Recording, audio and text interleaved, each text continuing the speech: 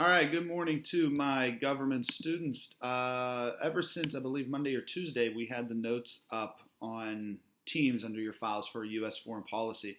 I am going to go over probably about the first 4 or 5 slides today, maybe 6, and then tomorrow we're going to finish it off. I'm going to go over the rest for you.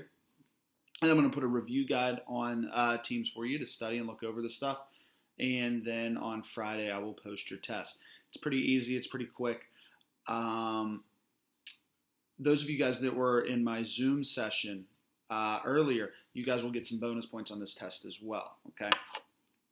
Also, next week, I think we're going to be doing something on foreign policy.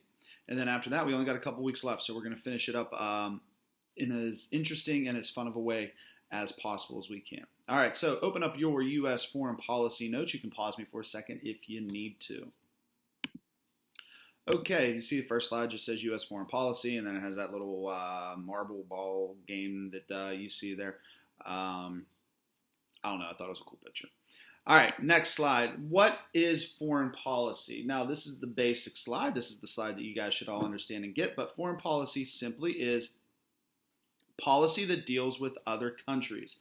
So the U.S., when it deals with countries like China, Iran, etc., that's foreign policy, all right? Domestic policy, we're dealing with things going on here in this country. Foreign policy, we're dealing with things going on between us and other countries around the world. Now, who creates our foreign policy? Well, it's the president and the Congress. And as you can see, based on our last couple presidents, policies tend to change based on who the president is as far as how they're going to deal with other countries. Obama definitely dealt with countries differently than President Trump is. So, like I said, foreign policy can really, really change over the course of new presidencies, new Congresses, whatever it may be. All right, next slide. The next 2 slides talk about, and you need to know this for the test, what the president's role in foreign policy is and what Congress's role in foreign policy is. All right, so let's take a look at the president first. What is his or her role in foreign policy? They sign treaties. Remember that key word. They sign treaties. They appoint ambassadors. Now, I don't know if you guys know this, but the United States has an ambassador to pretty much every country on earth. A while ago, well before he passed away, Steelers owner Dan Rooney, President Obama appointed him ambassador of Ireland. Okay, so the ambassadors, they go to these countries. More often than not, they live there, but sometimes they go back and forth. And what they essentially are is the mouthpiece between our president, our Congress, and their leader. Okay, they appoint the Secretary of State. We're going to learn about our Secretary of State here in a couple slides. It's on here.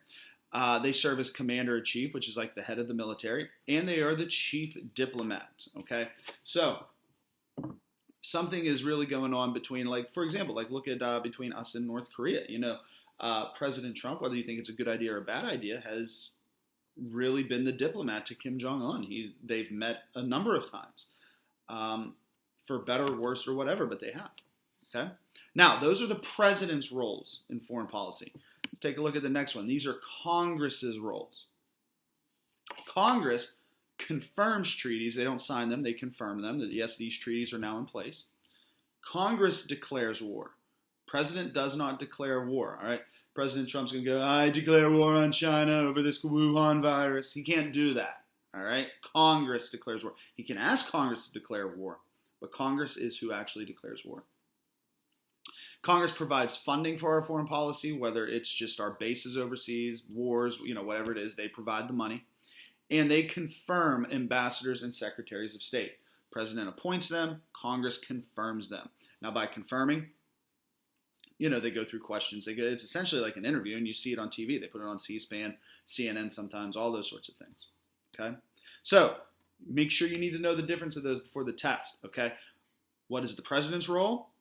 What is Congress's role in foreign policy? All right, next slide. The goals of foreign policy. Why do we have it? What are the goals? What do we hope for? Well, first and foremost is national security. All right? We want to make sure we're safe, that no country is going to invade us, that our borders are safe, that our citizens are safe, that our military is safe. All right, that's number one. And number 2 is promote peace. All right, The United States has been at war or some form of war for almost every year for the last 70, 80 years, but the United States doesn't necessarily want war. They want to promote peace, okay? And sometimes we have to use force to get peace, all right? It's sad, but sometimes that happens. Spread democracy, all right?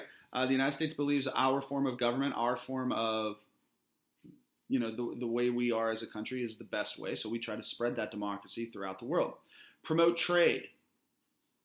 That's a big thing you've been seeing in the news over the last couple of years, but promote trade between us and other countries. China is one of our very, very biggest trading partners, and with everything that's been going on lately, there's been some strains in that, so we need to make sure that those things are still in place. And for those of you guys that say, well, why do we need to trade with China? We don't need to trade with China. Check and see if your phone is made by Apple, and then get back to me. Also, providing aid for underdeveloped countries that have suffered natural disasters, whether it be earthquakes, typhoons, hurricanes, volcanoes, whatever it may be. The United States always provides aid to those countries to help them in their time of need. Okay. Next slide. This is our current Secretary of State. His name is Mike Pompeo. All right. Mike Pompeo is the chief advisor to the president on foreign affairs. So some things are going on. Remember back in January, it seems like it was 45 years ago now with everything else that has been going on, but remember back in January with our issues with Iran and, how close it seemed like we were going to war. Mike Pompeo is the president's chief advisor, so he was probably in his office every day, sitting across the desk from him, breaking things down what was going on, giving him his advice on what should be done, all those sorts of things. Okay, that's the Secretary of State's job. They also travel all over the world, meeting with leaders of other countries, foreign diplomats, whatever it may be. If you remember, during his first term in office, President Obama, his Secretary of State was Hillary Clinton. Okay, so it's a very, very serious job, and it comes with a lot of responsibilities. All right, next slide is going to be actually, you know what? We're going to finish there today, because after that, we are breaking down the different departments that are involved in foreign policy. So that's what we're going to be doing tomorrow. And Thursday is going to be a little bit of a review. And then I think on Friday, we'll give you the test. But we'll see. Maybe we'll do another Zoom meeting for a review. Or, I haven't figured that out yet. But I'll get back to you on that shortly. Okay? So go over the notes again. Listen to these YouTube videos. If you have any questions for me, please message me on Teams. I will get back to you as soon as I can. You guys have a great day. We will see you guys tomorrow. Bye.